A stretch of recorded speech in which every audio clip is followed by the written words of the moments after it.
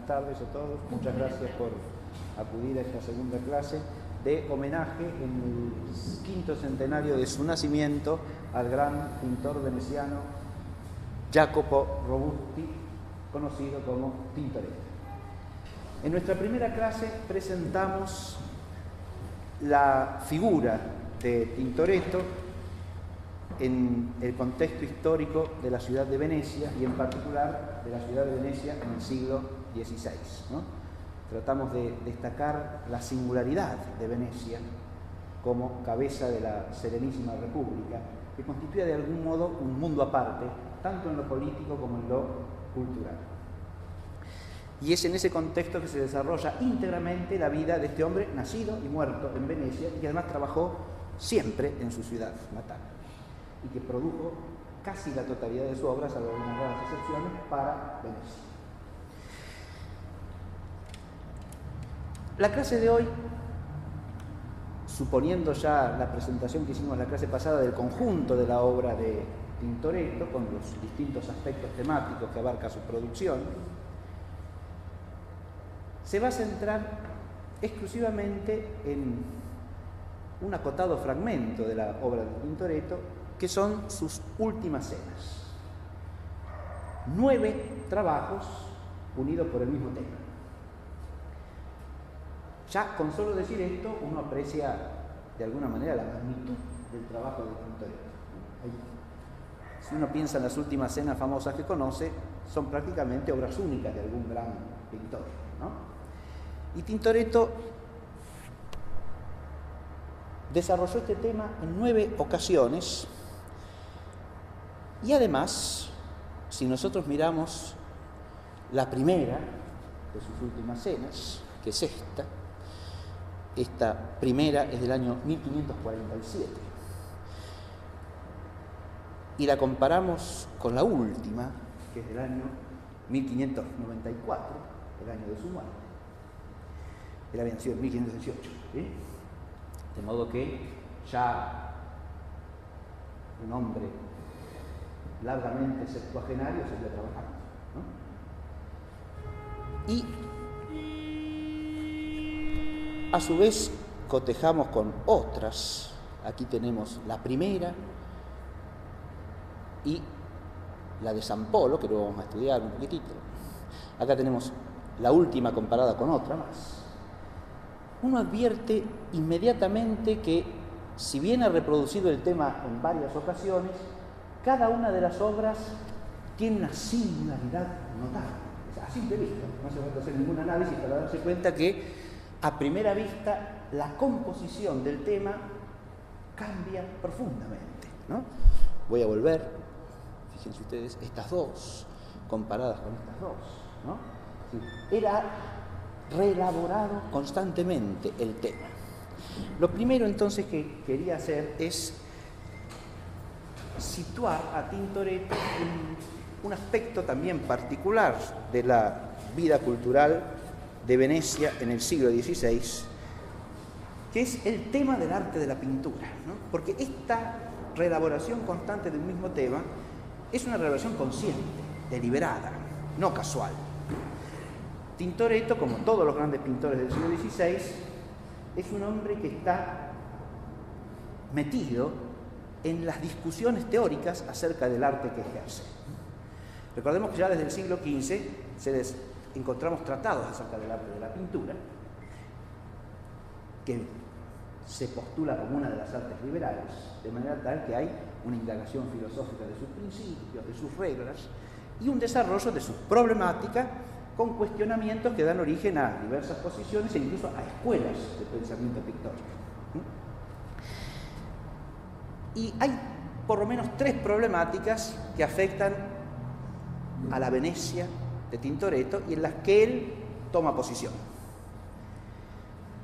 Una primera problemática acerca del arte de la pintura en la Venecia del siglo XVI es la que tiene que ver con lo que se dio en llamar la manera de pintar, ¿no?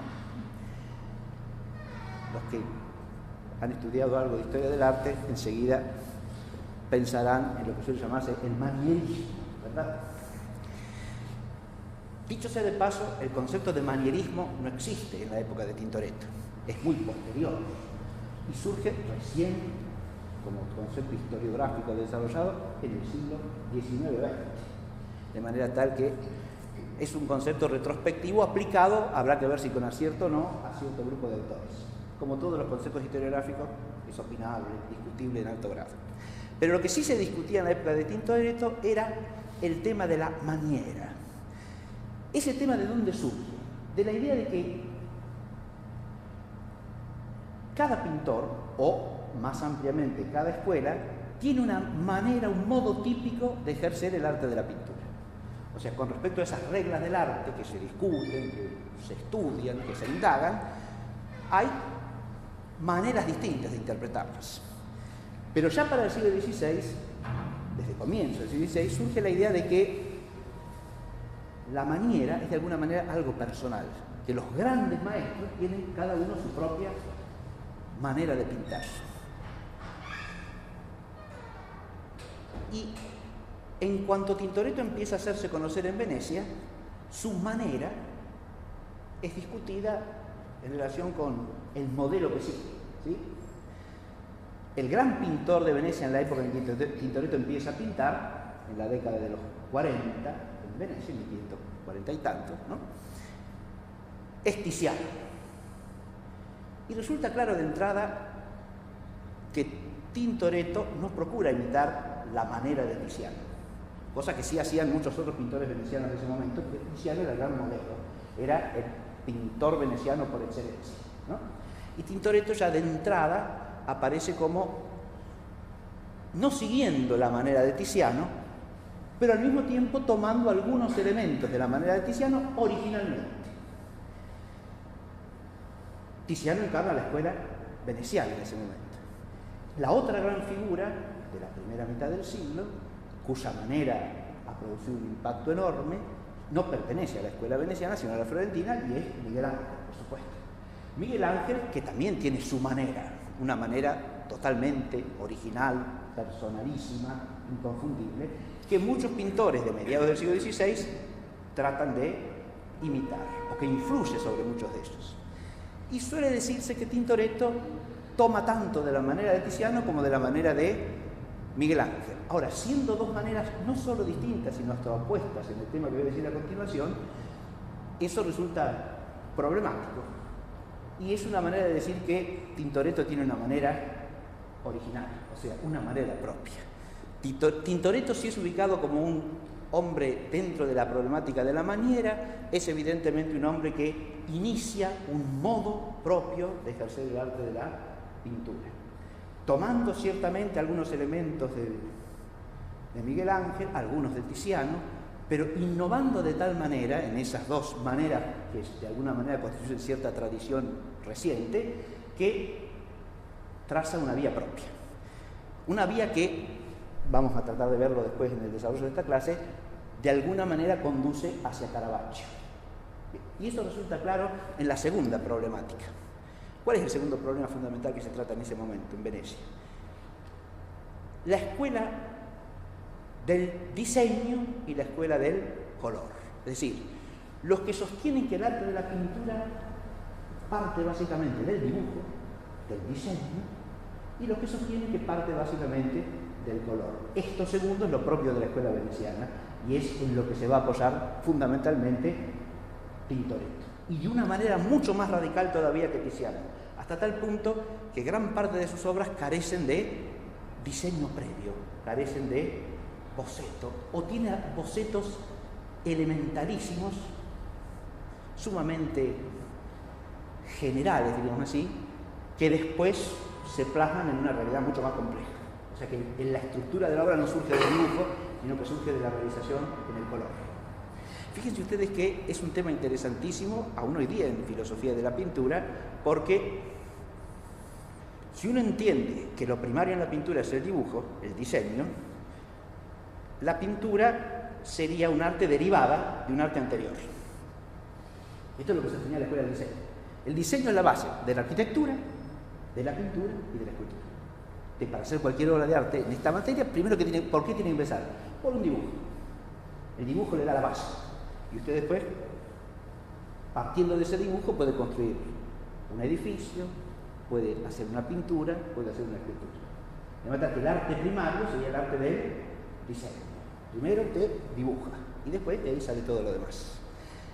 Pero la escuela colorista, ¿qué es lo que sostiene? Que en realidad la pintura no deriva del dibujo. La pintura deriva de lo que es su materia propia inmediata, es decir, el color. Y el color es la base del dibujo. Adviértase que esto es mucho más conforme, no al orden del arte humano, pero sí al orden de la naturaleza. Las figuras de las cosas que nosotros percibimos con la vista las percibimos a partir de ¿qué? Del color. La vista no percibe formas, la vista percibe colores. Y por la diferencia y contraste de colores y de luces y de sombras, percibe formas. Entonces, lo que sostiene la escuela colorista es que la pintura, como reproducción de la realidad natural, lo que hace es el mismo proceso, ¿sí? Parte del contraste de los colores, de las luces y de las sombras, y a partir de ahí genera las formas o figuras, no a partir de las líneas del dibujo, de las líneas del diseño. La segunda escuela, la colorista, genera una concepción del arte de la pintura en la cual el espacio pictórico se reconstruye a partir de lo que podríamos llamar el fenómeno natural del color y de la luz. Y por eso es la escuela luminosa por excelencia. La luz pasa a ser un elemento de una significación primordial. No es una luz que ilumina el cuadro para que quede reproducido cierto diseño o dibujo, sino que es la luz que crea las formas. Y eso genera una diferencia enorme en el modo de pintar. Y eso lo vamos a ver si ustedes comparan en la primera imagen que yo puse, estas dos obras de Tintoretto, esta, que es la primera última cena, y esta, que es la última, pueden apreciar también a simple vista cómo la cuestión de esta teórica que estoy planteando, a lo largo de la vida de Tintoretto se va plasmando en su arte, ¿no? No es lo mismo el juego que hay entre diseño, o sea, formas previamente concebidas y colores y luces en esta obra, que el que hay en esta. Esta es una obra que está toda ella basada en la luz, es decir, en el color.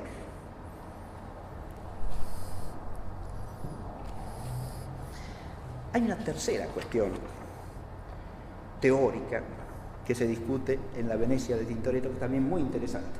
Esta no es solo exclusiva de la pintura, sino que es correlativa también de la literatura. Se discute tanto en el arte literario como en el arte de la pintura. Es la cuestión entre si para hacer bien una obra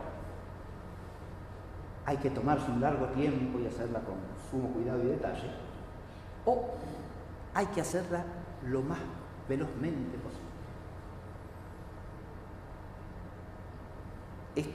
Esto segundo aparece como una innovación veneciana del siglo XVI, contra lo que se considera las reglas del arte literario y las reglas del arte pictórico.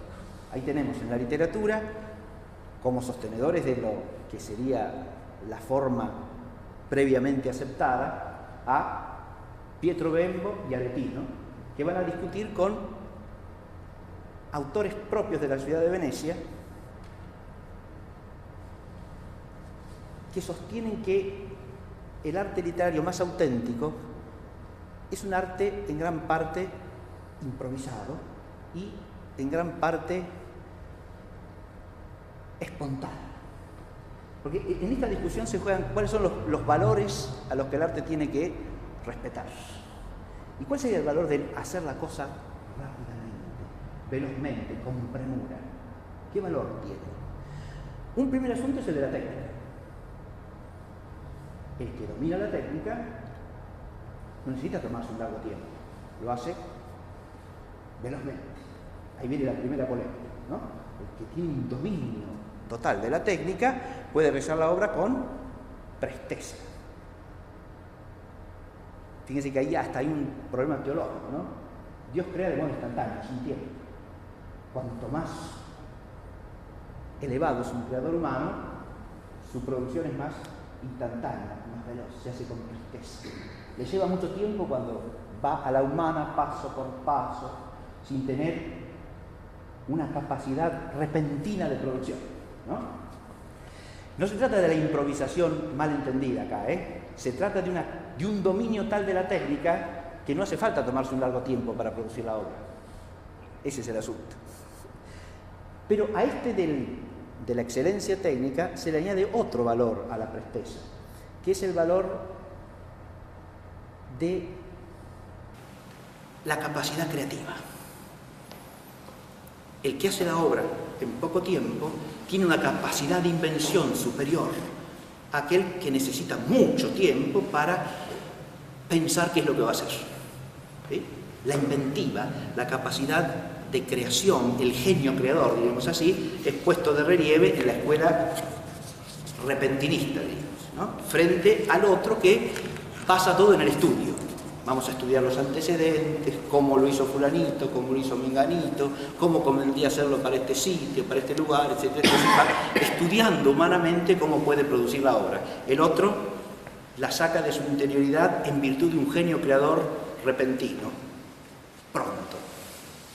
Y por último, hay otro valor en juego, y es que cuando se hace la obra con presteza, es más auténtica. El tiempo se toma para acomodarse a o para fingir que.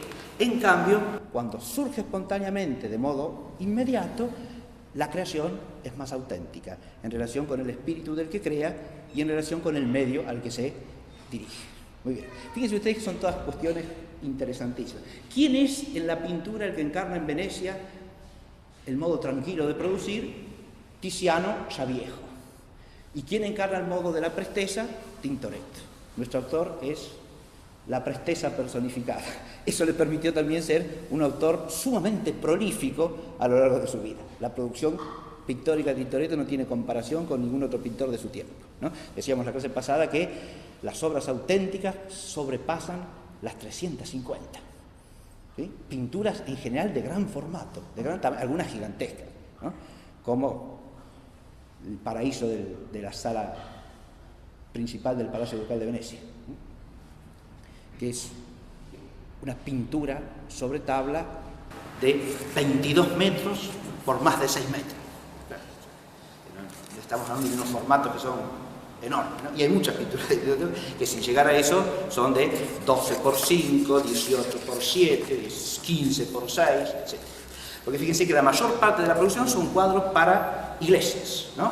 Que van o en los retablos o en los muros laterales de las iglesias. Y otras son para el Palacio Ducal, que también son obras de gran formato. Para el Palacio Ducal produjo mucho Tintoretto. Claro, son salones enormes y las pinturas, ya sea en los techos, ya sea en los muros, son pinturas de gran formato. Muy bien, esto es nada más que para situarnos en lo que sería el tema del arte de la pintura, que lo vamos a ver reflejado en las obras de la Última Cena. Y una sola cosita más quiero decir en general. Segundo tema fundamental que tiene que ver ya más directamente con el Tintoretto y la Última Cena es la relación entre la pintura de Tintoretto, tanto la estructura y la temática de su pintura, con la fe católica. La clase pasada dijimos que Tintoretto podía ser considerado de alguna manera una especie de evangelista de la pintura, porque uno, recorriendo la producción pictórica de Tintoretto, tiene el recorrido de prácticamente todos los grandes episodios de los evangelios, hechos pintura, ¿no? Es una especie de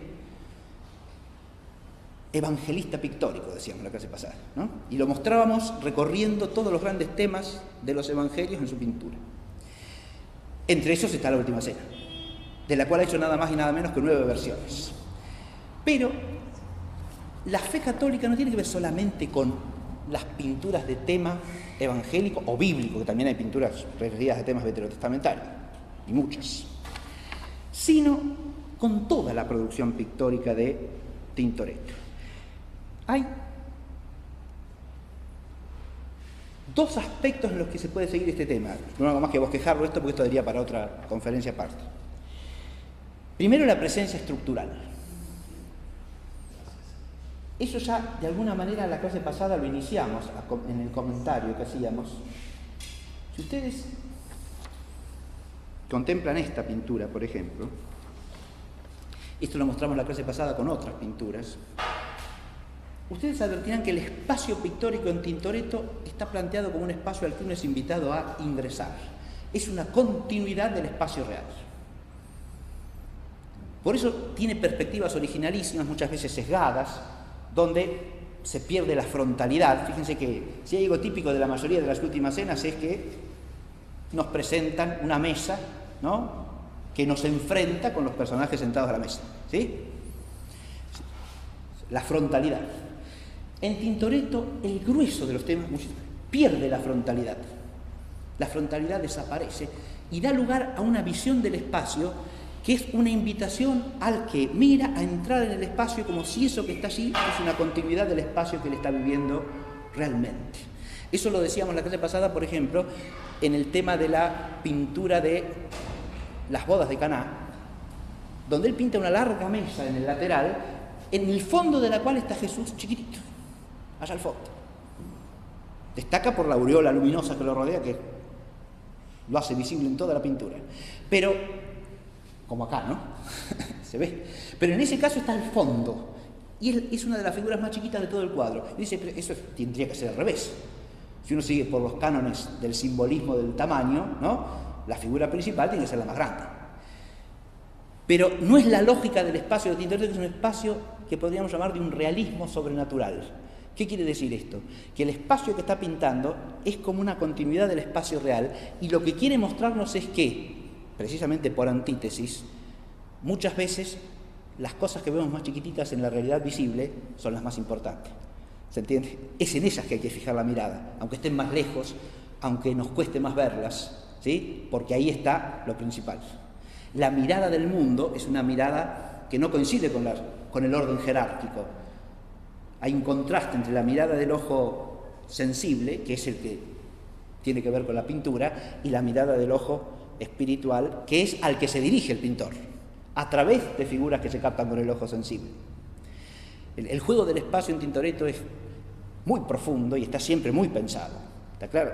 Y desde insisto, eso que podemos llamar realismo sobrenatural. El espacio es una continuidad del espacio real. La perspectiva nos invita a entrar, pero al mismo tiempo nos encontramos con una realidad que nos trasciende.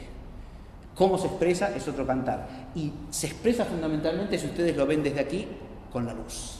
Es el misterio de la luz el que le sirve a Tintoretto para establecer las jerarquías dentro del espacio pictórico, ¿sí? Otra temática interesantísima es el color. El color también tiene un valor significativo, espiritual, simbólico, ya sea por contraste, ya sea por unidad. Si ustedes miran esta pintura,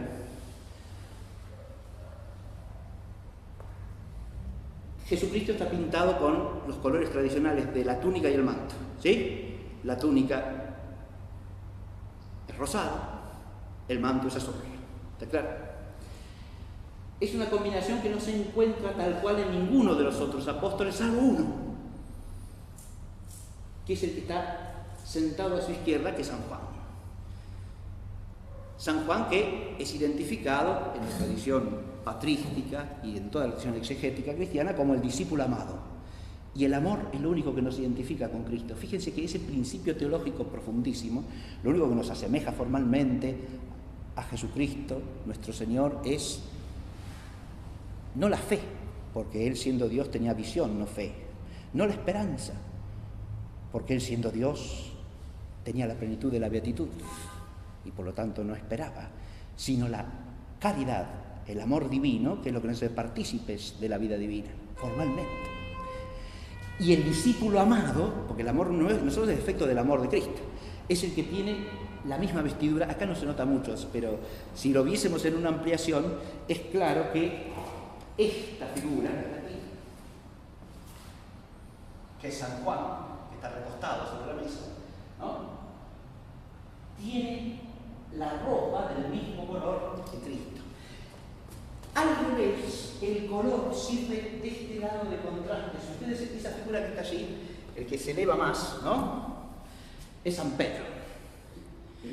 Porque el que está recibiendo la comunión de manos del Señor es Santiago, el hermano de Juan. Ya vamos a ver, este tema lo vamos a ver en otras cenas, pero en esta, que es la última, él ha puesto a su santo patrono personal como el que recibe la comunión. Es un hombre que ya está próximo a morir, imagínense ustedes. Entonces se ha identificado con el apóstol que recibe la comunión, ¿no? Es Santiago el que recibe la comunión acá. Y Pedro está de pie, y la figura de Pedro es una figura, de alguna manera, aureolada, como todas las de los apóstoles, pero sombría en el color. ¿Se ve? En contraste con la mayoría de los apóstoles que tienen vestiduras coloridas, Pedro tiene una vestidura parduzca, ¿no? Y sombría. ¿Qué quiere significar esto? ¿Tiene algún sentido? ¿Los colores los usa porque sí? Ciertamente que no, porque el color de la vestidura de Pedro está de alguna manera anunciando en el misterio de la cena su negación, que es la sombra de Pedro. ¿Está claro? Pedro, que acá declara que no lo va a negar nunca, después lo negará 3 veces. ¿Sí? Es Pedro. Es el misterio de Pedro lo que está pintado. Fíjese que el color en el Tintoretto no es un color cualquiera. Es un color realista, sí, porque nos da la realidad espacial, que está construida a partir del color y de las luces y de la sombra. Pero es al mismo tiempo un color simbólico, un color significativo, ¿no? No con un simbolismo ajeno a la realidad. Por eso hablé yo de un realismo sobrenatural, ¿no? Y acá habría que hablar de un simbolismo concreto. Muy bien. Pero también la temática liga la obra del Tintoretto con la fe católica. El hecho de que haya pintado 9 últimas cenas para la Venecia de la segunda mitad del siglo XVI no es casual, porque nos encontramos en la época del Concilio de Trento. ¿Está claro? De manera que el misterio de la Eucaristía hay que destacarlo especialmente frente a las negaciones surgidas en el ámbito protestante del misterio de la transubstanciación, del misterio eucarístico de la fe católica, ¿no? Pero hay otras temáticas en las que esto es más sutil. La clase pasada veíamos nosotros los cuadros que llamamos de alegoría moral, que son todos de tema mitológico. Los temas mitológicos, tomados de la mitología griega en general, que están pintados la mayoría de ellos para el Palacio Ducal, están tomados siempre como alegorías morales. Nosotros estudiamos en la clase pasada varios casos de esto. Uno de ellos, el cuadro en que pinta el adulterio de Venus y Marte contra Vulcano. Hay 2 cosas aquí que son propias de la fe católica. Primero, el tomar el tema mitológico ya implica ese respeto por la tradición clásica que distingue a la fe católica del ámbito protestante. Pero segundo, lo toma en un sentido moral, adviértase, para dar una lección moral y usando la imagen como un desafío, decíamos, ¿no es cierto? La Venus que pinta es de alguna manera algo que dice al que mira: usted está del lado del Marte que se oculta culposo debajo de la cama, o del perrito que le ladra acusándole de adulterio.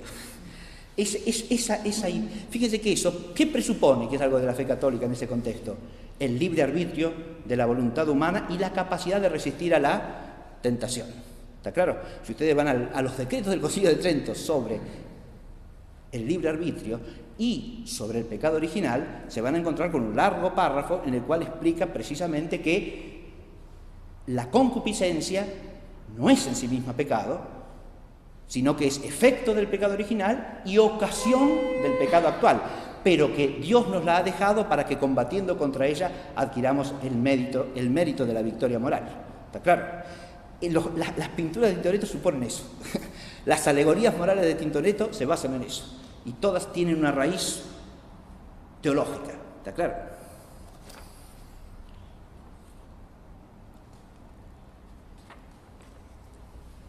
Hay otros temas también, como mostrábamos en la clase pasada, el tema de la relación de la autoridad pública con la fe.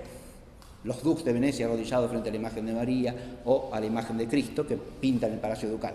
Toda la vida de la República depende, primero, de la piedad de sus gobernantes y segundo, de sus virtudes, ¿no? Eso también es un tema católico que aparece en toda la pintura de Tintoretto.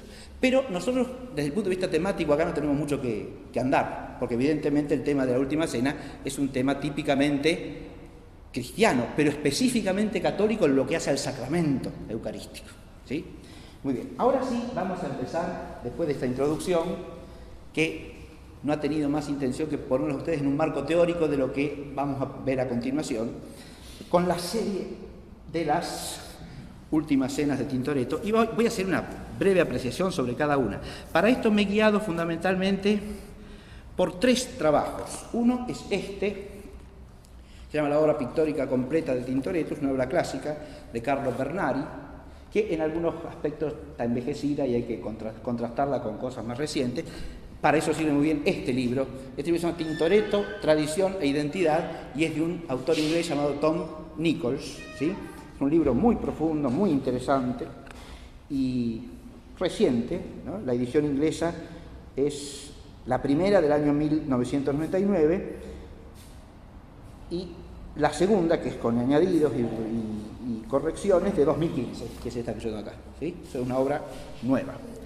Y lo otro que he manejado es un trabajo no impreso, sino en formato digital, que se llama Tintoretto y la Última Cena, Análisis, que es una comparación de 5 de las 9 Últimas Cenas, hecha por un autor italiano llamado Dario Mastro Mattei, ¿sí? De esta he tomado algunos de los esquemas que van a ver en relación con las otras. Bien. La primera Última Cena de Tintoretto es la de San Marcuola. La iglesia llamada de San Marcuola por los venecianos es la iglesia de San Hermácoras y Fortunato. Santos Hermácoras y Fortunato, diríamos en castellano. El Hermácora da origen al apócope Marco y al diminutivo de este Marcuola, y por eso se llama San Marcuola, ¿sí? Para esta iglesia pintó, esta es la iglesita. La ven en las 2 fotos de arriba en la fachada, ¿no? Ya entramos en Venecia ahí, ¿no? Bien. Y abajo está el interior de San Marcuola. Y esta es la pintura. Es una pintura que tiene un formato llamativo, parece demasiado alargada, ¿no? Demasiado ancha y poco alta. Pero eso se explica porque, si bien a partir del siglo XVIII se encuentra en el presbiterio de la iglesia de San Marcuola y se ubicó en el presbiterio junto con otra pintura también de Tintoretto, que es esta, que representa el lavatorio de los pies. O sea, para San Marcuola Tintoretto pintó los 2 temas vinculados a la Última Cena, ¿no?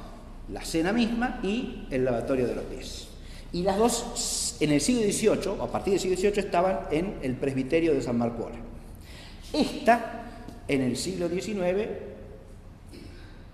salió de Venecia y hoy día se encuentra en el Museo del Prado, ¿sí?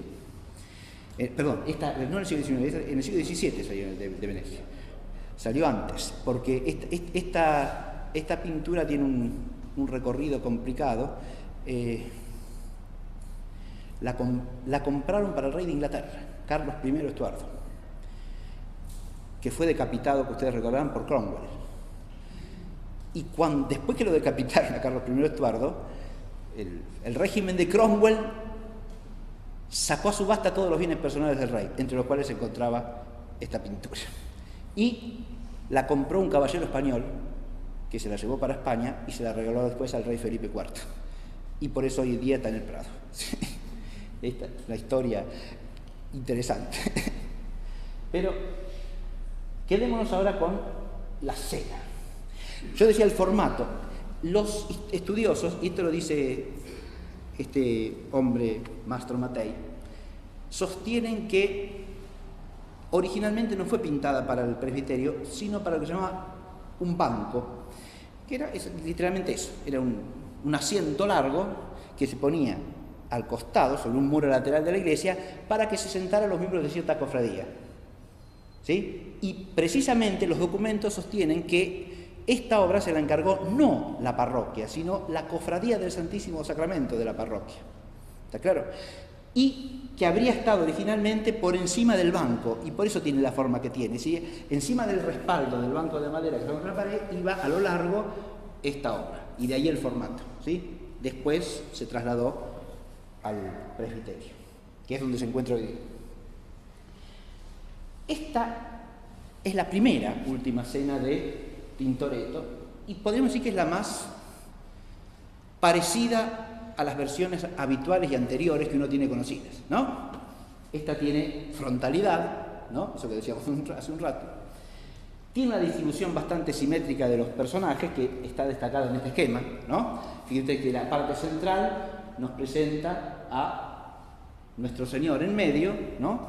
Frente a él se encuentran el pan y el vino, y hay dos apóstoles que están aproximados al Señor, está claro, que son San Juan y San Pedro en este caso. Y después están 5 apóstoles distribuidos de un lado y los otros 5 del otro. Está claro, la distribución es bastante simétrica y es frontal. Sin embargo, ya nos encontramos con algunos elementos típicamente tintoretianos, digamos, ¿sí? Primero que nada, la simplicidad o sencillez del recinto. Fíjese que no es un recinto adornado ni acompañado de una arquitectura monumental, como suele pasar, ni con grandes perspectivas que salgan hacia el fondo, tampoco. Nos vemos introducidos en un recinto restringido, podríamos decir, ¿no? Con un fondo opaco, y toda la atención se centra en las personas que están en torno a la mesa. La mesa es una mesa muy sencilla, y más todavía destacan por su sencillez los banquitos de madera en que están sentados los apóstoles, que son como bancos de trabajo, no son ni sillas ni asientos de un cenáculo nobiliario, ¿está claro? Este es un aspecto interesantísimo porque Tintoretto de continuo va a mostrar a través de sus distintas versiones de la cena la intención de ubicar a la cena, como decíamos, en el plano del espacio cotidiano de cualquier hombre. ¿Está claro? Eso tiene que ver con, no con una cuestión social acá, tiene que ver fundamentalmente con una cuestión del realismo del espacio y de introducir al que mira en una continuación del espacio real. ¿Se advierte? Cosas que si el espacio fuese un espacio especialmente principesco, sería totalmente inhabitual para el común de los espectadores. ¿Se ve? En cambio, así logra la identificación del espacio del cuadro con el espacio del común de la gente. Hay dos figuras acá que son inhabituales, que son las mujeres que están en los extremos. ¿Está claro? Hay dos figuras femeninas que enmarcan toda la cena.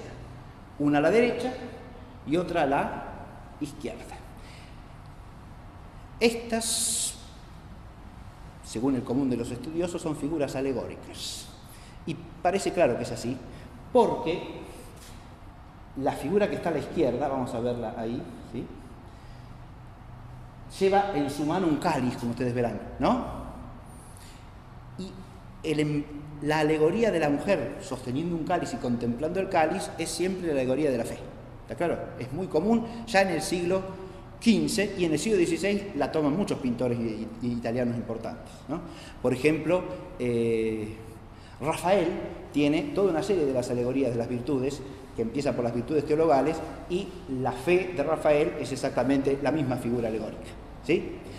La fe. Y la otra, la mujer que lleva a su niño, representa la caridad, obviamente, ¿no? Y fíjense que son las dos virtudes teologales que tienen directamente que ver con el misterio eucarístico, ¿no? La fe, y la fe que tiene que poner el hombre que se aproxima al misterio, y la caridad de la que brota y a cuya perfección se ordena la participación eucarística. Muy bien. Fíjense que ya he señalado una serie de elementos que son originalmente de Tintoretto, ¿no? Aún cuando esta es una obra juvenil, esta es del 1547, ¿sí? O sea, tenía 29 años Tintoretto cuando pintó esta cena, ¿verdad? Y ya aquí encontramos una serie de elementos fundamentales. Hay también una constante, vamos a ver en todos los... Al pie de la... Sí, en este caso es un gatito. Al pie de la alegoría de la caridad tenemos un gato espectador. Por ahora señalémoslo nomás y después vamos a ir viendo cómo aparece el perro, el gato y finalmente los dos. Sí, aparentemente va un poco más allá de eso. El perro y el gato obviamente que tienden a destacar esa cotidianidad del espacio, pero también, digamos ya por lo menos cuál es el concepto fundamental que va asociado a esto. Fíjense, cuando hablo de conceptos, si uno estudia la poesía de la época, ¿no?, tanto en Italia como en España, estamos en un ámbito típicamente de emergencia de lo que se llama el conceptismo, es decir, una poesía profundamente sesuda, digamos así, ¿no?, que no dice las cosas por mero adorno, y lo mismo pasa en la pintura, no se pone nada por mero adorno, se pone para significar algo, porque representa un concepto, ¿no? Y los animales representan parte de la creación que está presente allí, admirando y contemplando el misterio que tiene lugar. Porque ese misterio no abarca solamente al hombre, abarca la totalidad de la creación. Y si vamos a la última, ¿no?, que habíamos puesto antes, esto se ve magníficamente, porque acá no solo tenemos al perro y al gato, fíjense. Después lo vamos a ver en la próxima, esto sí lo vamos a ver de cerca, ¿eh? Acá está el perrito, acá está el gato, pero la obra va del perro y el gato acá en el primer plano inferior a los ángeles que están en el superior. ¿Se ve? Es la creación entera la que se reúne en torno a la Eucaristía, ¿no? Eso es patrístico, diríamos. Cuando los santos padres hablan de la Eucaristía y del misterio de la celebración de la misa, señalan eso siempre. En torno a Cristo se reúne la creación entera, desde los ángeles hasta la creación material ínfima. Todo se congrega allí para alabar a Dios por Cristo, con Él y en Él. Y este es el tema de las cenas de Tintoretto. Bueno, vamos, el lavatorio que pintó para San Marcona también es bellísimo, pero si entramos en el lavatorio, fíjense, tiene otro tipo de arquitectura, ¿ven? Acá contrasta desde el punto de vista de la arquitectura que hace de fondo con lo que yo dije antes, ¿no? Acá tenemos una arquitectura monumental en el trasfondo, pero que se asocia con ¿qué acá? No con un palacio imaginario, lo que se ve atrás, si ustedes advierten, es de alguna manera una perspectiva que nos ubica en la ciudad de Venecia, ¿sí?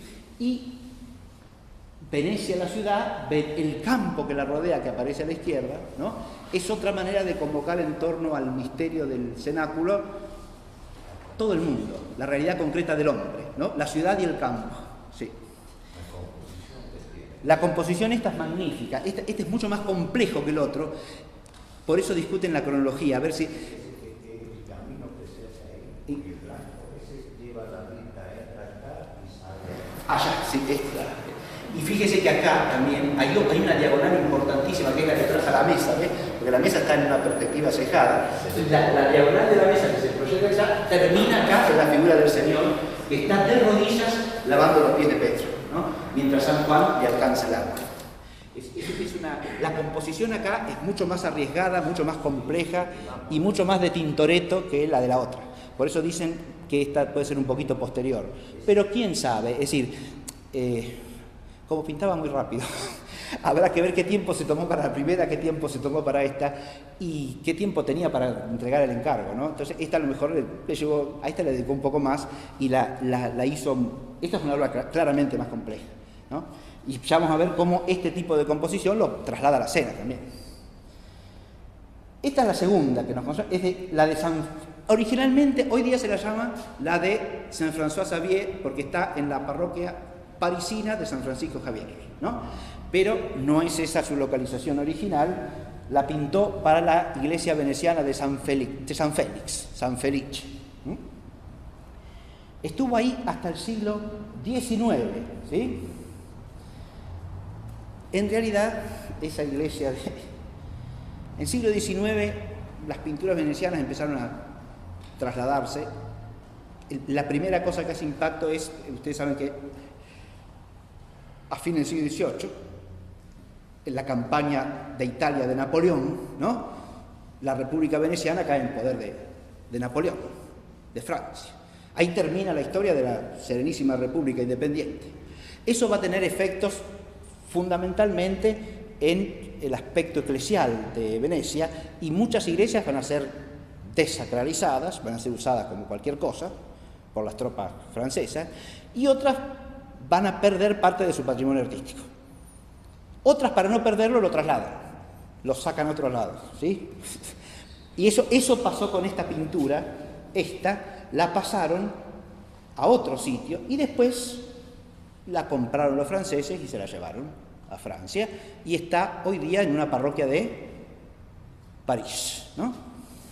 Esta es la iglesia de San Félix para la que la pintó Tintoretto, y esta es la parroquia parisina de San Francisco Javier, donde se encuentra. Esta es la pintura, fíjense. Acá tenemos otra cosa, ¿no? ¿Qué ha pintado acá Tintoretto? Primero que nada, la composición ha perdido la frontalidad de la primera, ¿no? Completamente.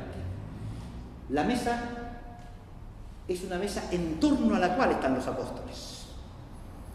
Y están situados de una manera ya no simétrica del todo, ¿no? Porque si ustedes se fijan, a la derecha del Señor tenemos 5 apóstoles, ¿no? ¿Se ve?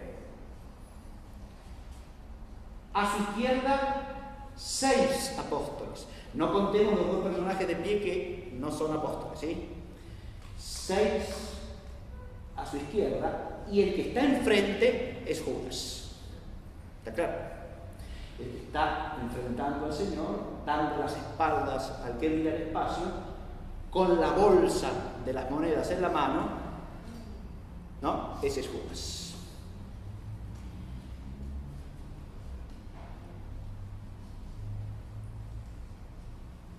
Hay 2 elementos compositivos que destacan en esta escena. El primero es la luz. Fíjense que la luminosidad está irradiada desde Cristo, ¿sí? Ya no es una aureola lo que rodea la cabeza del Señor, sino que es un haz luminoso, radiante, que es foco de luz para toda la pintura. ¿Se ve? Acá ya está ese principio compositivo de que la realidad del espacio pictórico se arma no por el dibujo, ¿ven?, sino por el color y la luz. Claro. Fíjense cómo de esa luz que irradia así surgen todos los resplandores dorados y luminosos de las cabezas y de las caras de los apóstoles, y por contraste la cara que está ensombrecida completamente, la de Judas, que está enfrente, ¿no? Judas nos ofrece un perfil sombrío, ¿no? Porque está de alguna manera dándole la vuelta, la cara, a la luz que viene de Cristo, ¿sí? Fíjese, claro, es impresionante. Y el otro aspecto compositivo magnífico es la movilidad que tienen las figuras, ¿no? Hay un ritmo de movimiento que reproduce ¿qué cosa? Entornan los ojos y ve todo eso. Es así. Si ustedes miran la pintura, es cierto, claro, entornando un poquito. Si ustedes miran la pintura, las figuras de los apóstoles están moviendo, están gesticulando con sus manos, giran las cabezas. ¿Qué reproduce eso? Obviamente el impacto del anuncio que ha hecho el Señor de que uno de ellos lo traicionará. De ahí también la centralidad que tiene la figura de Judas en el cuadro, oponiéndose a la de Cristo, ¿no? Se trata de ese momento de la cena. A diferencia de lo que pasará en otras cenas, que presentan otros momentos de la cena, esta está centrada en el anuncio, ¿no? Uno de ustedes me traicionará. Esto es lo que está pintando esta. Las otras 2 figuras son figuras ya con vestiduras de la época de Tintoretto. Aquí vemos cómo este es otro elemento fundamental en las cenas de Tintoretto: introducir personajes contemporáneos, porque la cena no es una cuestión del pasado, la cena es una cuestión de siempre. Entonces, ante la mesa del Señor no solamente están los apóstoles, estamos también nosotros, ¿sí? Esta es la idea central. Bien. La tercera cena es la de San Simeón Mayor, o sea, San Simón Apóstol, ¿no? Esta es del año 1560. Es poco conocida en general porque ha estado hasta muy recientemente en muy mal estado de conservación. Últimamente se le ha hecho una restauración lo mejor posible, pero parte de la pintura quedó muy opaca, ¿sí? Así que es una pintura que se ha conservado bastante mal, cosa que es rara en la producción de Tintoretto. Sí, esta es la iglesita donde se encuentra, ¿sí? San Simeón Grande. Y acá tenemos una reproducción un poco más grande de esta pintura. Esta suele asociarse, desde el punto de vista tanto estilístico como temático, a la anterior. Son bastante próximas en el tiempo y el tema está elaborado de manera bastante semejante, ¿no? De nuevo la escena está centrada en el anuncio, si ustedes observan las actitudes de los apóstoles. Pero ahora la mesa está en una posición totalmente distinta y no ya vista desde la perspectiva central. La otra estaba en perspectiva, pero centralmente. Esta está sesgada, ¿no? La mesa ahora está atravesada y la línea central del cuadro es esta. Ahí. ¿Está claro? Bien. Desde la luz que está acá hasta la sombra que está allá, ¿no? Fíjense que el cuadro tiene una gradación de luz-sombra, de nuevo centrando la luz en la figura de quién, de nuestro Señor Jesucristo. Ahora la figura entera es la que centra la luz, no solo su cabeza, que esta sí tiene una típica aureola, ¿sí? Aureola luminosa como la que pintaba Caravaggio, no una aureola dorada como se plana, sino una aureola de luz. Pero la otra era mucho más que una aureola, ¿no? En cambio acá toma la aureola, pero fíjense ustedes que es la figura entera de Cristo la que irradia luz. Y la que centra el color, ¿sí? Fíjense ustedes que ahora de nuevo están las figuras contemporáneas, ¿no es cierto? Esta mujer que viene a ser como alguien que asiste y atiende a la mesa, y el comitente que está allá, que es el clérigo que tiene una sobreprecis blanca allá a la izquierda, ¿no es cierto? Que sería o un clérigo o el párroco de la iglesia de San Simeón Grande que encargó la obra, ¿no? Ese es el comitente, digamos, el que encargó la obra y que está pintado ahí, retratado en la escena. Bien. Vamos a seguir. Acá hay un lampadario, fíjense, arriba, ¿no? Hay una araña con luces, ¿sí? Pero si uno se pregunta ¿para qué está puesto eso?, ¿no? Adviértase que ese lampadario no da luz al cuadro, ¿no? O sea que de alguna manera lo ha puesto ahí, lo ha colgado ahí Tintoretto para reforzar la idea del contraste entre la luz meramente física y la luz espiritual, ¿no? Porque la luz del cuadro no viene del lampadario. Bien. Sigamos. Cuarta cena. Acá llegamos a una obra importantísima que es la cena de San Trovaso, es decir, la iglesia de los santos Gervasio y Protasio. Esta es la iglesia, de nuevo una pintura bien veneciana, ¿no? O sea, este es el interior de la iglesia, bellísimo, ¿no? Acá tenemos la cena con su marco propio en el lugar, ¿no? Y acá tenemos una reproducción ya más para estudiarla, digamos, ¿no? Bien, esta cena sigue insistiendo en el momento del anuncio de la traición, que origina acá una especie de espanto generalizado, ¿no? Que hasta hace que se caiga una silla acá adelante, ¿no? Si ustedes se fijan, los movimientos y la dinámica de la figura está exacerbada.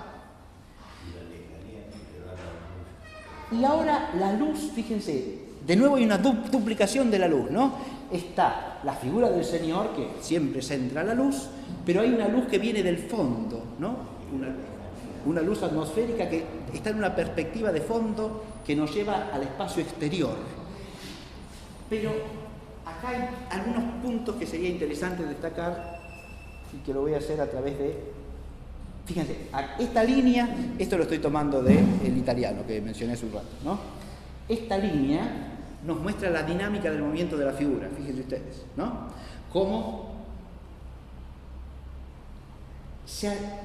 uno mira el cuadro y enseguida tiene la impresión del movimiento. ¿Por qué? Porque las figuras están todas ellas realizando gestos que son ampulosos, podríamos decir, pero que no hacen otra cosa que expresar. Se habla muchas veces del expresionismo de Caravaggio, y es un cierto expresionismo, ¿no? Que expresar la tensión inicial que origina el anuncio de Jesucristo y la conmoción que eso produce en los apóstoles. Pero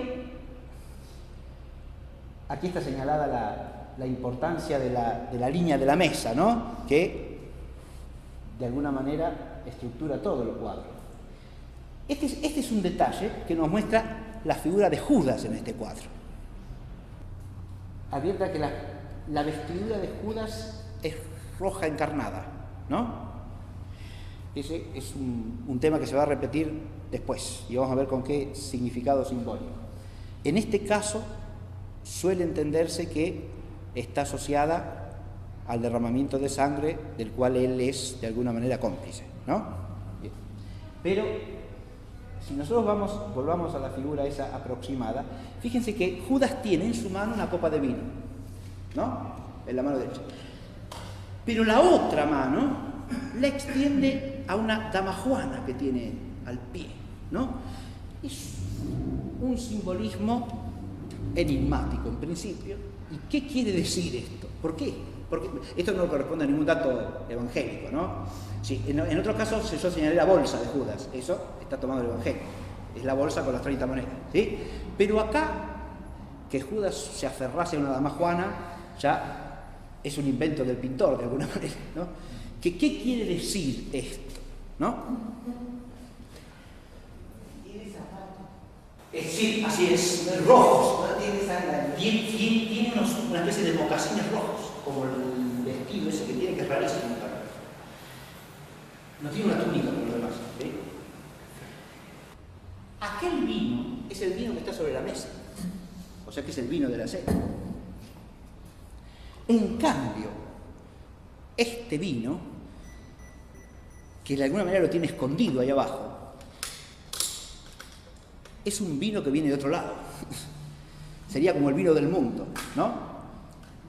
Claro, del cual él está embriagado, ¿no? Porque está ebrio de este vino que tiene en la mano izquierda. Fíjense que las manos también tienen un valor simbólico, ¿no? Con la derecha toma la copa que está sobre la mesa, pero con la izquierda toma la damajuana de contrabando, diríamos así. La damajuana ajena a la mesa, para decirlo de algún modo. Esta es una interpretación posible, nada más, porque no tenemos ningún dato seguro para esto, insisto, no procede de un texto este simbolismo, es de alguna manera una invención del pintor, pero la explicación esta que yo les estoy transmitiendo es bastante sólida, por lo menos, es verosímil. La idea es que la damajuana esa representa la tentación del mundo contra la verdad de la fe, ¿sí? Y es otro vino, que es un vino que no da la vida, sino que da la muerte. Está claro, así hay un contraste entre dos vinos, el que está sobre la mesa del Señor y el que viene del mundo. Y Judas se está agarrando al otro vino. A este lo toma, pero lo toma porque está sentado a la mesa nada más, ¿no? El vino que a él le interesa es este de acá abajo. Porque el vino acá ha reemplazado a la bolsa, fíjense, el vino ha reemplazado a la bolsa de las monedas, ¿no? Por eso la idea es razonable. Bien. Acá tenemos dos detalles del cuadro. Fíjense, esto de los detalles es interesantísimo, porque cuando uno empieza a estudiar las obras con prolijidad, se da cuenta que en la primera mirada no vio nada, ¿no? O vio poquito. Fíjense ustedes, ahora les voy a mostrar estas imágenes en la figura general, ¿no? De lo que estamos hablando aquí en este detalle es de estas dos figuras que están acá atrás, que son del fondo, ¿no? Y están en la parte alta de la luz que viene del exterior. Y esta figura, ¿no? Que si ustedes ven están en la diagonal que pasa por la figura de Cristo, ¿no? Este es un extremo, este es el otro extremo, ¿verdad? Aquellas dos figuras que están hechas de luz, si ustedes se fijan, porque la corporeidad de esas figuras es la luz misma, son dos figuras blancas y translúcidas, ¿sí? Que están en el fondo. Estas, de nuevo, son figuras alegóricas. son dos figuras alegóricas que, si ustedes las miran más de cerca, no hacen otra cosa que representar el judaísmo y el paganismo, es decir, el mundo anterior a la venida de Cristo. Lo que representan esas figuras alegóricas del fondo, sobre un paisaje natural y sobre una arquitectura clásica, es el mundo del pasado, lo que existía antes de la venida de Cristo. Judaísmo y paganismo, llamados ambos a reconocer al Señor, ¿no? Y en el otro extremo está este paje contemporáneo de ti. Esta es una figura contemporánea, ¿sí? Entonces, si nosotros volvemos de acá al cuadro general, ese eje lo que está trazando es la totalidad del arco temporal que abarca el misterio, ¿no? El pasado, el hecho que el presente del hecho de la cena, y el futuro que es nuestro presente, ¿no? O el presente de cualquier época que lo mire. ¿Se advierte?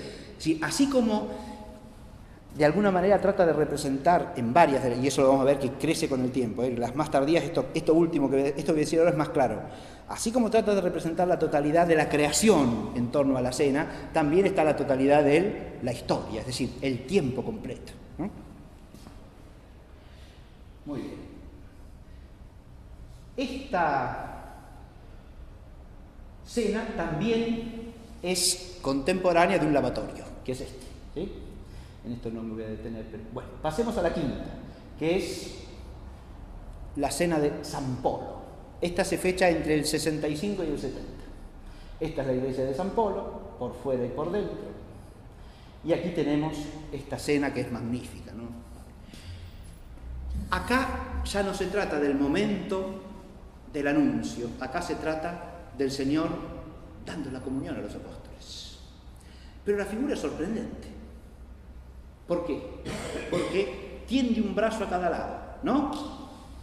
Si ustedes se fijan, vamos a ver en una aproximación que, fíjense que ese es el centro del cuadro, en contraste con los dos laterales, uno que está abierto hacia el fondo a la derecha y el otro que se cierra en la oscuridad a la izquierda.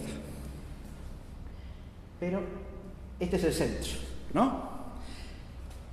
La figura del Señor aquí tiene de nuevo una aureola radiante de luz en torno a su cabeza y extiende sus dos manos para ofrecer la comunión a dos de los apóstoles.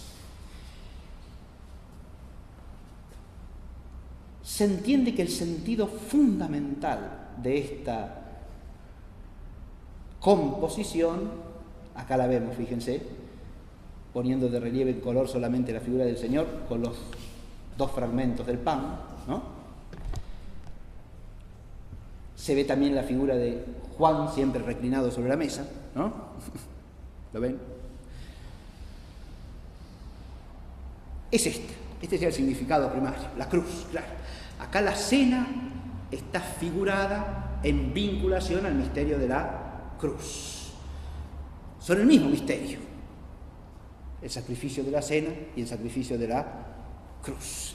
Esto también, en el contexto histórico religioso de Tintoretto, es una profesión de fe. ¿Está claro? El misterio de la cruz y el misterio de la cena del Señor son un mismo misterio. ¿Está claro? Cristo que da la comunión es Cristo crucificado que a las pocas horas va a redimir al mundo y que lo está redimiendo ya en este sacrificio de la cena, ¿no? Esta es una obra de un gran significado teológico. En esta parte central se observa también algunas figuras de apóstoles y hay un contraste entre dos apóstoles que dan de comer a los mendicantes, ¿sí? Fíjense que hay dos figuras que están en el suelo, ¿no? Como pidiendo comida. Pero hay uno, aquí, este apóstol, que apoyando su mano en la mesa, le da un pan a este mendigo, ¿no? Mientras que el otro que está más allá,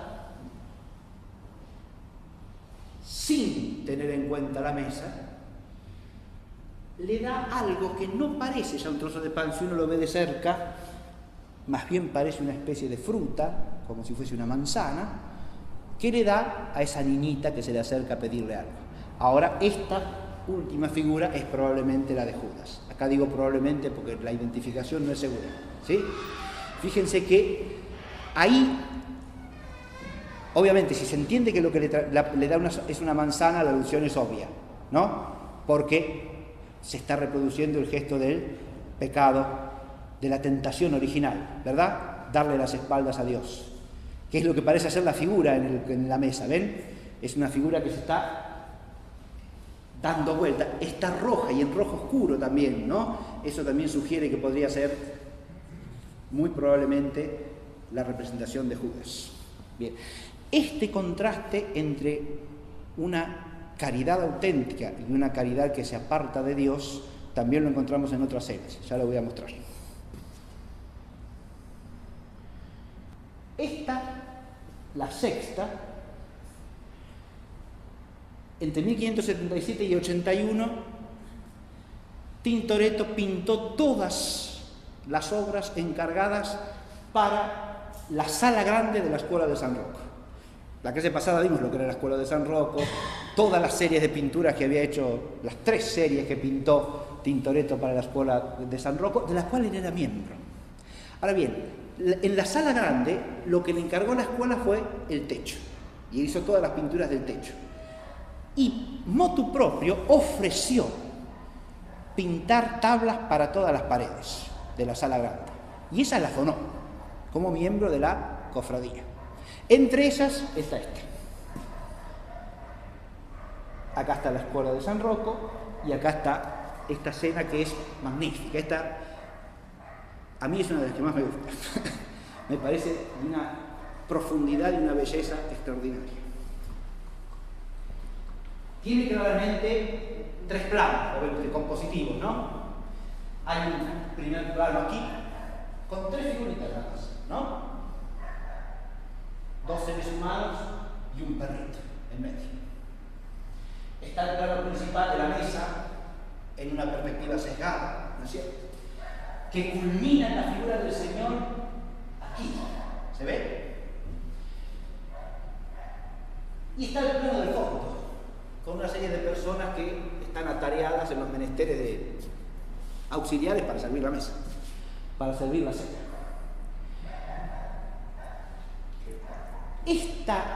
La composición aquí es al mismo tiempo dinámica y solemne, diría yo. Tiene una solemnidad compositiva extraordinaria porque las figuras de los apóstoles se arraciman en torno a la mesa, ¿no es cierto?, en posiciones distintas, porque el que tenemos más cerca a nosotros está de rodillas, fíjense ustedes. Ha introducido una posición totalmente inhabitual en una última cena, pero que es la posición habitual del cristiano que va a adorar el Santísimo Sacramento. ¿Está claro? Que entra a la iglesia y se pone de rodillas ante el sagrario, ¿no? Entonces, él ha representado acá en el primer plano esta postura, ¿no? Como si fuese la que dinamizase a la totalidad de la mesa.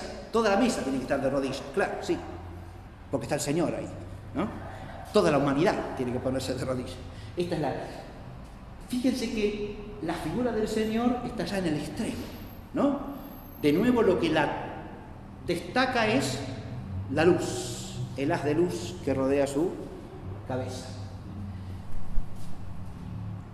Las figuras que están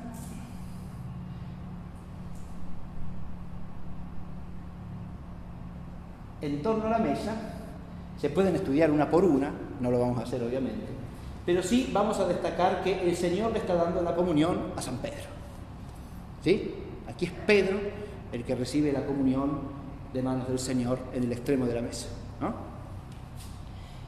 Y otra cosa que es interesante destacar es este primer plano, porque este primer plano es complejo en su significación. Las 2 figuras que están sentadas, un hombre y una mujer, están rodeadas por objetos cotidianos que aparentemente se les han allegado, como en el otro caso, para abastecerlos en su necesidad, ¿no? Pero hay algo curioso en estas figuras, y es que no miran hacia la mesa. Volvamos al cuadro total. Si uno las mira ahí, estas dos figuras humanas están como indiferentes a la mesa, ¿no es cierto? Es decir, están en el plano inferior, muy bien, y al mismo tiempo están como dándole la espalda al misterio que acontece, como si lo único que les interesase fuese el pan material, ¿sí? La bebida material, como a la izquierda de Judas, digamos, ¿no? Que busca la dama Juana del mundo. No en este caso vinculados a la traición, pero sí vinculados a la indiferencia, ¿no? Le dan espaldas a la mesa. En ese sentido serían el contraste con el conjunto de los apóstoles y principalmente con el apóstol que está en el primer plano, ¿no? Y fíjense, si bien no tiene el manto azul como el Señor, tiene la túnica rosada como el Señor. De nuevo, fíjense, la actitud de adoración es la que nos une a Él, ¿no? Estos están mirando hacia acá, pero el perrito que está en el medio es una figura de contraste clarísima. El perrito es la creación irracional, ¿no? Pero el perrito está muy atento y muy tenso, mirando hacia dónde, hacia la mesa de la cena, ¿verdad? Es como lo que dice el Evangelio: si ustedes no lo aclaman, gritarán las piedras. Y acá el que adora es el perrito, ¿no? Donde los hombres no adoran, el perrito sí. Es como una especie de paradoja de contraste, ¿verdad? El perrito está mirando a la mesa de la cena. Muy bien. Fíjense que el perrito acá está aprovechado de una manera extraordinariamente profunda, ¿no? Y con un concepto teológico notable. Vamos a la séptima.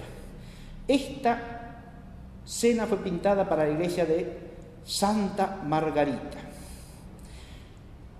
Eso es lo que queda de la iglesia de Santa Margarita, esa torre mochada, ¿no? El edificio de la iglesia está hacia allá. No sé si ustedes lo pueden advertir, pero se transformó. Este fue uno de los edificios desacralizados en la conquista napoleónica, ¿sí? Y por eso la tela salió de allí, se guardó en un lugar donde no estaba exhibida, y finalmente pasó a otra iglesia, que es la iglesia de Santo Estéfano, o sea, de San Esteban, que es esta. Acá se encuentra hoy día, en la iglesia de San Esteban, en la capilla de la sacristía. Acá vemos, allá está la cena, ¿la ven? Allá a la izquierda, esta es la capilla de la sacristía, acá se ven los muebles de sacristía, ¿no? Y acá está el lienzo de Tintoretto de la última cena. Acá vemos el lienzo en la pared, ¿no? Fíjense que acá nos encontramos con varios elementos compositivos comunes al anterior, ¿no? Los escalones, que distinguen niveles dentro del espacio del pintado, las figuras sedentes en el primer plano, pero que acá no están indiferentes, ¿no? La arquitectura del fondo, que acá es mucho más oscura, menos luminosa que en la otra pintura, y acá se ha invertido la disposición del Señor y de los apóstoles, porque en la otra el Señor estaba al fondo de la perspectiva, ahora está en el primer plano, ¿no? De la perspectiva de la mesa. Y también dando la comunión, ¿no? Ahí lo vemos, en una aproximación. Acá tenemos otro detalle. Ahí está el perrito, casi en la misma actitud que en el otro caso, ¿no? ¿Se ve? Y fíjense que la figura del perrito, en este caso es más notable todavía, tiene transparencia, ¿no? Es como si no fuese sólido el perrito. Está espiritualizado el perrito, claro. El perrito está traspuesto a otro, está como transfigurado el perrito. El perrito es un ser corpóreo, pero es más que eso acá, porque es un perrito traslúcido, ¿no? Perrito. Bien. Ahí de nuevo la luz, ¿no? Sí. Bien. Y acá está la obra completa. Bien. Sobre esta se podría hablar. Bueno, pero vamos a avanzar mucho. Nos quedan las finales que son muy importantes. Catedral, este es un encargo para fuera de Venecia. Todas las otras que hemos visto de aquí las pintó para Venecia. Esta se la encargó la Catedral de Lucca, ¿sí? La Catedral de San Martín de la ciudad de Lucca. Y Esta se entiende que es una obra de taller, es decir, Tintoretto hizo el comienzo, le dio la terminación final, pero el grueso la pintaron los que trabajaban con él. Y sobre todo su hijo Domenico, que ya dijimos la clase pasada, era como su brazo derecho en los últimos años, ¿sí? Domenico, al que él le va a dejar en herencia al taller. Después vamos a leer al final de la clase un parrafito del testamento. Esta pintura es a la Catedral de Lucca, catedral románica, hermosísima. Este es el interior, y ahí está la tabla de Tintoretto. Ahora es una última escena distinta, completamente otra cosa, ¿sí? Ahora ya hemos pasado a otra manera de representar el misterio, ¿sí? Obviamente que se conserva la idea de la mesa, centrando la perspectiva, ¿sí? Los apóstoles dinámicamente distribuidos en torno a la mesa, el Señor dándole la comunión a Pedro de nuevo, pero ahora la aureola de la cabeza del Señor se ha transformado en una luz celestial amplísima en torno a la cual se congregan los ángeles, ¿sí? Ya pintados claramente, y arriba una lámpara votiva que representa esa luz celestial y se asocia a ella. Vamos a ver, ahí está el detalle, ¿se ve? Cómo ahora esa luz que irradia la cabeza del Señor es la luz del cielo, ¿no? Es el cielo entero, en torno al cual se congregan los ángeles. Ahí está la lámpara, ¿no? Centrando a las figuras de los ángeles que coronan toda la composición. Acá han entrado elementos nuevos en la imagen, ¿sí? No estaban explícitos antes y aparecen acá con toda claridad. En el primer plano se encuentra esta mujer, que de nuevo es una alegoría de la caridad, pero ahora bajo otro aspecto. No es la caridad sin más como virtud, sino que es la caridad materna de la Iglesia. ¿Está claro? Es la Iglesia madre que alimenta a sus hijos. Fíjese que es un tema directamente vinculado a la Eucaristía, ¿no? Acá es la Iglesia la que está representada como la madre amorosa que alimenta a sus criaturas. ¿Y las alimenta con qué? Y con el pan eucarístico, ¿no? Muy bien. Al mismo tiempo que el taller de Tintoretto pintó esa obra, pintó también este lavatorio de los pies, distinto completamente al otro que vimos de entrada, ¿se acuerdan? Pero también con una composición extraordinariamente dinámica. Acá vemos las escalinatas que hemos visto también en la cena anterior, ¿verdad? Muy bien. Esta es la iglesia de San Moisés, en Venecia, ¿no? Que es donde está ese lavatorio de los pies que es contemporáneo a la cena de la Catedral de Lucca. No son el mismo encargo para nada esto, pero son de la misma época. Y llegamos a la última, que es quizá la más conocida de las últimas cenas de Tintoretto, o la más reproducida. Tintoretto en general no es un pintor muy conocido, ¿sí? No digamos que está entre los más populares de los pintores del siglo XVI, para nosotros por lo menos, ¿no? Pero de las cenas de Tintoretto esta es quizá la más reproducida, ¿no? Que es la que pintó para San Giorgio Maggiore. Y acá ya tengo que hacer una pequeña referencia por lo menos a la iglesia, porque San Giorgio Maggiore es una iglesia paladiana, ¿no? Saben que el gran arquitecto del Véneto de fines del siglo XVI es Andrea Palladio, un magnífico arquitecto que hizo obras civiles particulares, las famosas villas, ¿no? De Palladio, hizo obras públicas civiles, como el famoso teatro de Vicenza, ¿no? Y también hizo obras religiosas. Entre ellas, esta iglesia que es uno de los emblemas de Venecia, digamos así. Si uno piensa en Venecia, seguida está, por supuesto, la Piazza San Marco, con el Palacio Ducal y la Basílica de San Marco, Nuestra Señora de la Salud en la entrada del Gran Canal, y la isla de San Giorgio, l'isola, se llama San Giorgio Maggiore o San Giorgio all'isola, en la isla, ¿no? La isla de San Jorge es todo un monasterio con su gran iglesia, y todo es diseño de Palladio, ¿no? Una construcción palladiana. Acá vemos la isla completa, acá estamos llegando a la isla, ¿sí? En un vaporcito. Acá entramos, esta es la fachada de la iglesia y la entrada, el pavimento bellísimo, monumental, que da acceso al atrio exterior, digamos, de la iglesia. Acá está la nave principal. Este es el presbiterio, y en este presbiterio están las dos obras que pintó Tintoretto. Estas sí las pintó directamente para el presbiterio de San Giorgio Maggiore, ¿sí? Que son el pueblo de Israel recogiendo el maná en el desierto y la última cena. Ahora la última cena no está asociada al lavatorio de pies, sino a su tipo veterotestamentario, es decir, el maná, el pan del cielo, ¿no? Respecto del cual la Eucaristía es el maná verdadero, ¿no? El auténtico maná, el que da la vida que no tiene fin. Pero tenemos el tipo veterotestamentario y la realización neotestamentaria, lo cual muestra la mente teológica de los que encargan las obras y de los que las realizan también, ¿no? Obviamente.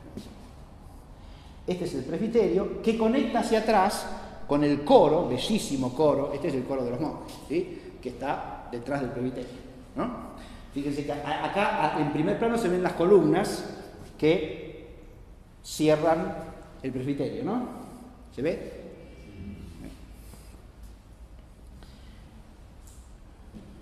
Acá está la tabla de la recolección del maná y acá está enfrente la cena.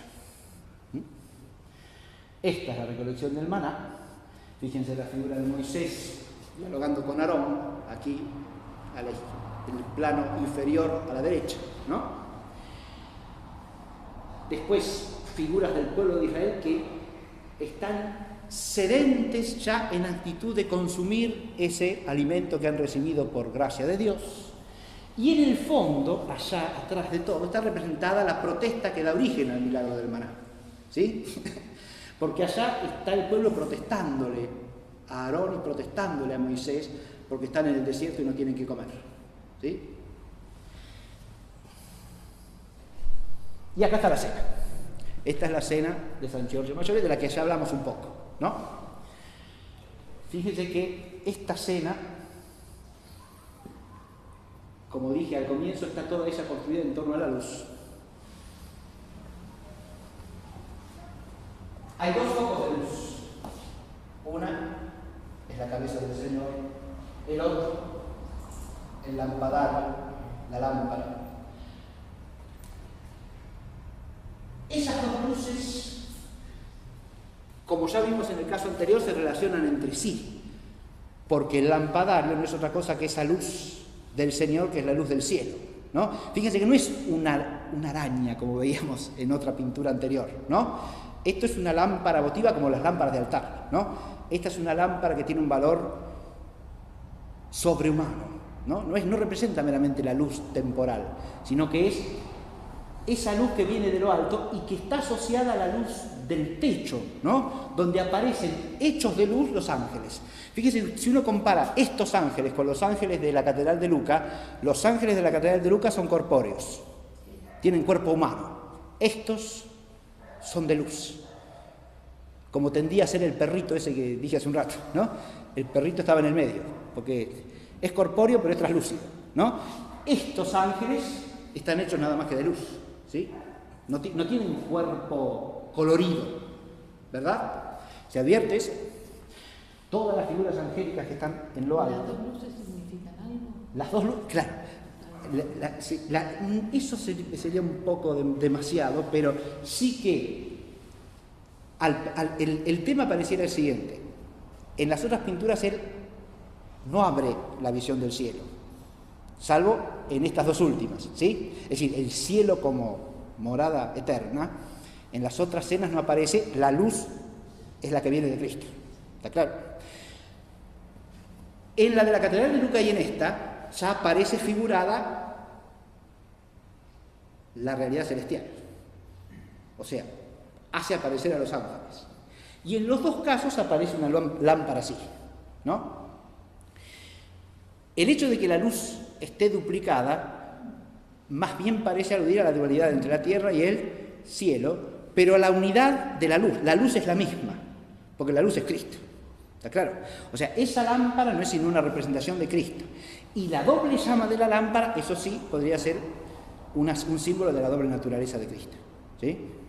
Porque tiene una llama para cada lado, ¿se ve? Es doble. Bien. Pero la luz es Él siempre, Él es la luz del mundo. Pero el mundo no es solo la tierra, el mundo es la totalidad de la creación. Eso es un tema claro de esta cena, y más claro que en ninguna otra. ¿Se ve? Porque acá se han congregado todos los motivos de las cenas de Tintoretto. Tenemos una gran mesa, ¿no?, que estructura toda la composición, en perspectiva secada. El Señor está en la mitad de la mesa ahora, ¿sí? Lo hemos visto en un extremo, en el otro extremo, ahora está en la mitad y está de pie, ¿sí? Está de pie en la actitud de un sacerdote que da la comunión. Es el único caso. En esta última cena, el Señor aparece en la figura sacerdotal comunicante, es decir, el sacerdote que da la comunión. ¿Y quién la recibe? Habíamos dicho que la recibe el apóstol Santiago, que es su santo patrono, porque se llama Jacopo, Santiago, ¿sí? Ahí está, ¿sí? El que está recibiendo la comunión, de alguna manera, es él, que, adviértase que esta pintura se puso en el presbiterio de San Giorgio en el mismo año en que murió Tintoretto, ¿sí? Es el año de su muerte. Y él, quizá no, habrá que ver si se sentía próximo a la muerte, pero seguro que se sentía débil ya, y si no próximo, inmediato, cercano, ¿no? De manera tal que hay una meditación personal en esta cena.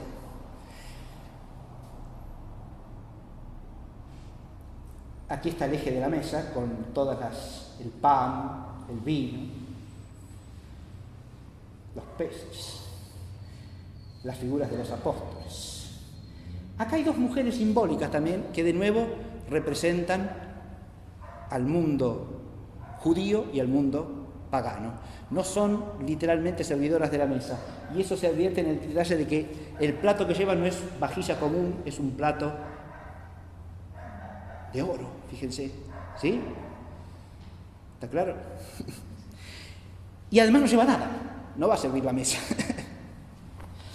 va a recibir, ¿sí? Se acerca. Acá está el detalle del perrito y el gato. Acá están los dos, ¿ves? Acá aparecieron los dos juntos. No el gato solo, no el perro solo. Acá se juntaron el perro y el gato. El gato está, como en otra cena anterior, buscando comida, ¿sí? En un cesto, buscando algo. Y el perrito lo mira, muy tranquilo, a los pies de uno de los apóstoles. El detalle de una delicadeza enorme, porque el perro en Tintoretto siempre representa la fidelidad, ¿sí? La fidelidad. Y el perro es símbolo, en toda la tradición escultórica y pictórica, uno de los valores simbólicos del perro es la fidelidad, ¿no? Recordemos las esculturas sepulcrales de los siglos XII, XIII, XI inclusive, donde al pie de la estatua yacente del difunto aparece un perro representando la fe, la fidelidad, ¿no? Fidelis. Este perrito está en actitud de descanso, el mismo tipo de atención aparentemente a lo que hace el gato, ¿no? Está atendiendo al gato, está en su mundo, como un perro que tiene que estar en su mundo de perro, ¿bien? Pero está a los pies del apóstol. Fíjense ahí el pie calzado en sandalia del apóstol, ¿no es cierto? Junto al cual está el perrito, ¿no? El perro y el gato están a los pies de los apóstoles. Es la creación no racional unida al misterio de la Iglesia. ¿Está claro? Fíjense ustedes que... Y esta pintura está llena de detalles maravillosos. Hay otro detalle aquí, miren. Aquí, hay una figura de mendigo que se acerca a uno de los apóstoles a pedirle algo. Y el apóstol lo frena en este caso. Es un tema que se reitera en Tintoretto. Ahora no, porque ahora hay algo más importante. ¿Sí? Cuando terminemos esto, sí, te atiendo, pero ahora no. Fíjese, hay un contraste entre el bien espiritual y el bien material que tienen que ordenarse jerárquicamente. Esta es la idea, es una idea constantemente reiterada en Tintoretto y en las cenas de Tintoretto. Bueno, y acá lo tenemos a él. Y ya vamos a despedirnos, ¿no? Ya es hora. Tintoretto joven y Tintoretto viejo. Estos son los dos autorretratos más importantes que pintó Tintoretto, ¿no? Uno lo pinta alrededor de los 30 años, al comienzo de su carrera, y el otro ya anciano, cerca del final. Exactamente, el anciano mucho más todavía que el primero. Así es, sí. Esta es la tumba de Tintoretto que vimos la clase pasada y que contiene ese hermoso epitafio que leímos, ¿no? Y que termina diciendo: tú, visitante, ora por este hombre y después vete feliz.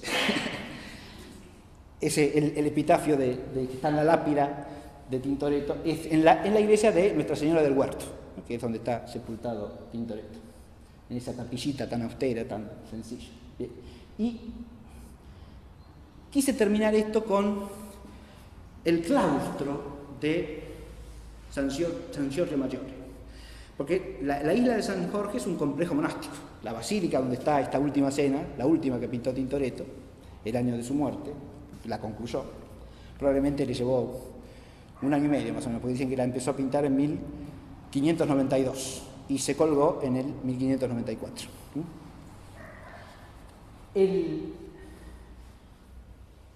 El complejo monástico, por supuesto, está centrado en el espacio claustral, ¿no?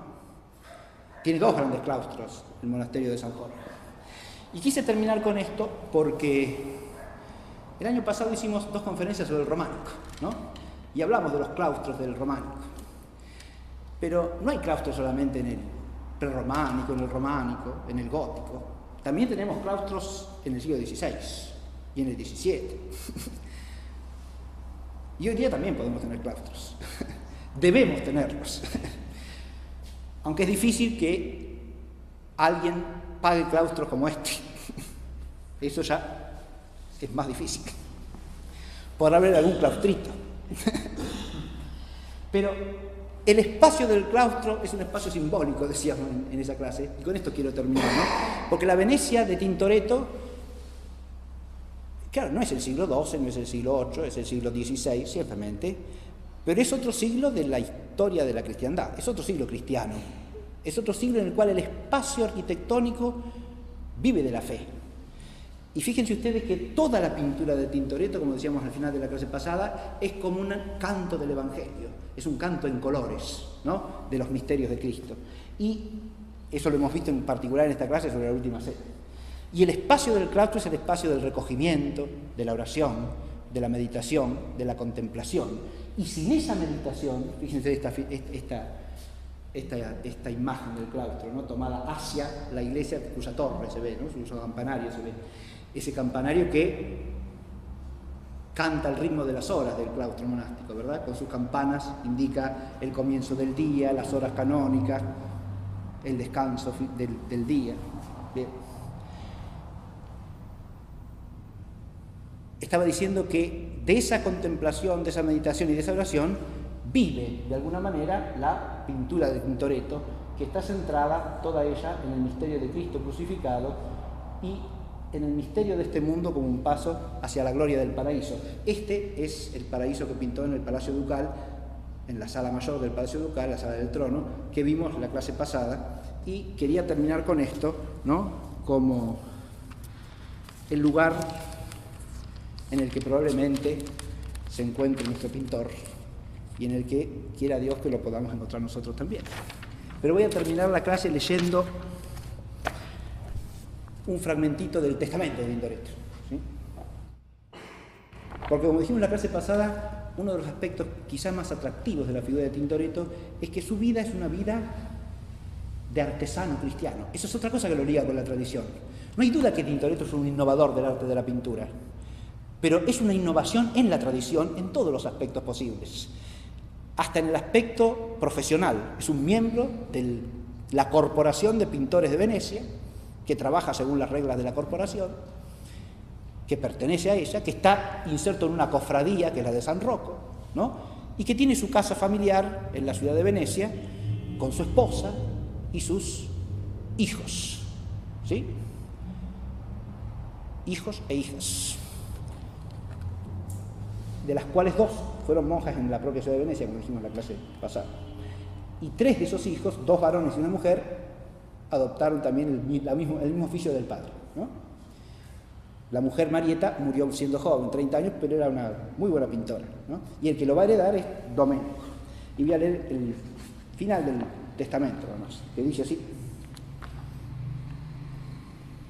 Este testamento está fechado el 30 de marzo de 1594. Y se declara al comienzo sano, por gracia de Dios, en la mente y en el entendimiento, pero enfermo de cuerpo. Que estaba sano en la mente se ve por la pintura, ¿no? Bien. Y tras haber encomendado su alma al eterno Dios, a nuestro Salvador Jesucristo, a la gloriosa Virgen María y a toda la corte del cielo,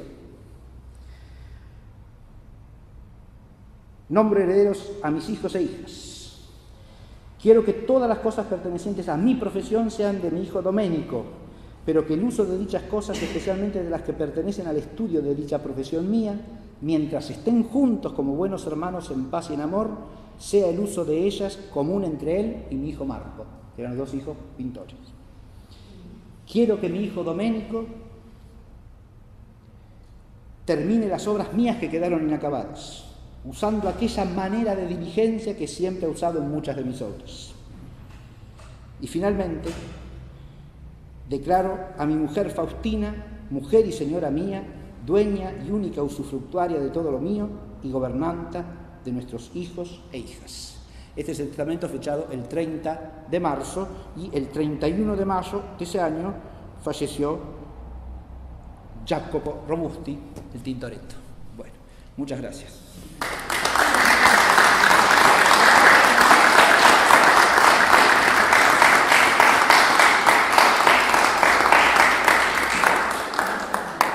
Un tema que yo dejé en el tintero, pero que es interesantísimo, es el del paralelo entre la música veneciana de la época y la pintura. Porque hay analogías estructurales muy interesantes, ¿sí? Yo de entrada puse algo de música, pero la polifonía veneciana del siglo XVI es la base de todo lo que se llamará luego la música barroca, ¿no? Y ya inclusive las formas fundamentales del arte barroco del órgano están todas en Venecia en el siglo XVI. Después se desarrollan, pero están ahí, ¿no? Con Wieler primero, que es un flamenco que se asentó en Venecia, y después con los Gabrieli, ¿no? Giovanni Gabrieli y Andrea Gabrieli, ¿no? 2 grandes músicos venecianos. Bueno, muchísimas gracias por la asistencia y muchísimas gracias al Museo Beato Angélico, como siempre, por su cordialidad, y quedamos siempre a disposición, ¿sí? Por favor.